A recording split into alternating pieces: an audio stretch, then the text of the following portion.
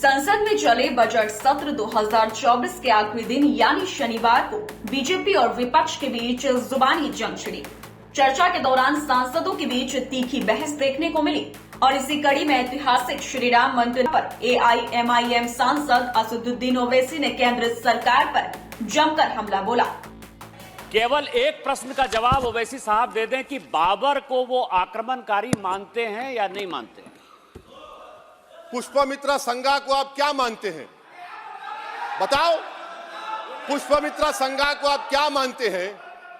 जम्मू के वो कश्मीर के वो राजा को क्या मानते हैं जिसके पास एक फौज थी मंदिरों को तोड़ने के लिए? आप क्या मानते हैं? यही तो मैं कह रहा हूं कि निशिकांत दुबे 47 में आजादी मिली असदुद्दीन ओवैसी से बाबर की बात पूछ रहे हैं। तुम गांधी की बात पूछते, तुम बोस की बात पूछते, तुम जलियांवाला बाग की बात पूछते, तुम काला पानी में जो मुसलमान शहीद हो गए उनकी बात पूछते, मगर बाबर की बात पूछी जाती है। तो सर, मैं आपको बता रहा था, खामखा डिस्टर्ब किए सर, मुझे मेरा वक्त ले लिए निशिकांत दुबे। सर, मैं आपसे कह रहा था, मोदी हुकूमत ये पैगाम दे रही है भारत के मुसलमानों को कि जान बचाना है या इंसाफ चाहते हो। मैं कह रहा हूं, मैं भीख नहीं मांगूंगा, मैं इस नंगी तासुब को कबूल नहीं करूंगा, मैं दूसरे दर्जे के शहरी के मौक़िफ़ को कबूल नहीं करूंगा, मैं अपनी शनाख्त को नहीं मिटने दूंगा। अब मैं झूठी और दिलफरेब बातों पर हरगिज भरोसा नहीं करूंगा। मैं वो काम नहीं करूंगा जो बीजेपी और नाम निहाद सेकुलर पार्टियां चाहती हैं। मैं वो काम करूंगा जो आपको पसंद नहीं है, संविधान के दायरे में रहकर। सर, कंक्लूजन में मैं आपको बताना चाहता हूं कि आज इस देश को किसकी जरूरत है? इस देश को अयोध्या में, तारीख शायद नहीं पढ़ते होंगे, मौलाना अमीर अली कौन थे? पुजारी बाबा रामचरण दास कौन थे? अयोध्या के पुजारी थे।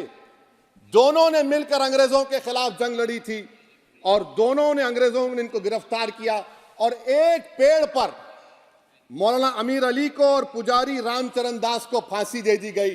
देश को इनकी जरूरत है। देश को शंभू प्रसाद, अचन खां, ये राजा देवी बख्श सिंह के फौज में थे, अंग्रेजों से मुकाबला किया, मुसलमान की लाश को जला दिया गया और शंभू प्रसाद को दफना दिया गया। इस देश को ये जरूरत है, देश को बाबा मोदी की जरूरत नहीं है। आज भारत को अयोध्या के मौलाना अमीर अली और रामचरण दास, अचन खान, शंभू खान की जरूरत है। क्या मोदी सरकार सिर्फ एक फिक्र और नजरिया हिंदुत्व की सरकार है? क्या इस देश का, इस गवर्नमेंट ऑफ इंडिया का कोई मजहब है? इस वतन अजीज सबके मजहब को मानता है। सर, मेरा मानना है कि इस देश का कोई मजहब नहीं है। क्या ये सरकार 22 जनवरी का पैगाम देकर ये बताना चाहती है कि एक मजहब को दूसरे मजहब के मानने वालों पर गलबा और कामयाबी मिली? क्या आइन इसकी इजाजत देता है? क्या ये पैगाम आप जब ऐवान से दे रहे हैं तो 17 करोड़ मुसलमानों को आप क्या पैगाम दे रहे हैं, ये मैं आप पर छोड़ता हूं। सर, 49 में धोखा हुआ, 86 में धोखा हुआ, 92 में धोखा हुआ, 2019 और 22 में भी इस ऐवान के जरिए हमको धोखा दिया जा रहा है। और अफसोस के साथ कहना पड़ता है सर कि मुस्लिम अक़लियत को हमेशा ये कहा गया कि तुमको भारत के शहरी बरकरार रहने के लिए एक बहुत बड़ी कीमत तुमको चुकानी पड़ेगी और हम पर इल्ज़ाम लगा दिया गया। सर, क्या मैं बाबर का स्पोक्स पर्सन हूँ? क्या मैं जिना का स्पोक्स पर्सन हूँ? क्या मैं औरंगजेब का स्पोक्स पर्सन हूँ? बताइए सर, आखिर मैं कहां तक आप मुझे लेकर जाएंगे? दूसरी बात यह है सर, दूसरी बात यह है कि फिर 6 दिसंबर के बाद देश में फसाद हुआ, नौजवानों को टाडा में डाला गया जो बूढ़े होकर निकले। यकीनन आपकी सरकार नहीं थी, आपकी सरकार नहीं थी। अच्छा, बल्कि मैं तो मर्यादा पुरुषोत्तम राम की इज्जत करता हूं,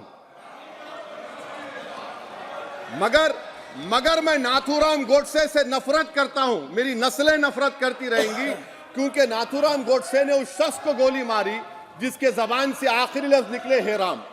सर, छठी बात यह है कि 87 में मलियाना हशीमपुरा हुआ, 83 में नेल्ली हुआ, 44 में जम्मू में नस्ल कशी हुई, 2022 में हल्दीवानी में कत्ल हुआ। इतने धोखे सबसे बड़े किसको दिए गए? असदुद्दीन ओवैसी को दिए गए। मगर फिर भी मुझसे ही कहा जाता है कि वफादारी को तुम साबित करो अपनी ओवैसी।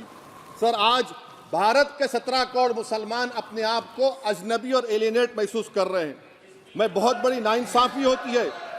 सर, ये कोई तारीखी नाइंसाफी को इंसाफ नहीं किया जा रहा है। स्पीकर बल्कि सर, अंग्रेजी में स्पीकर सर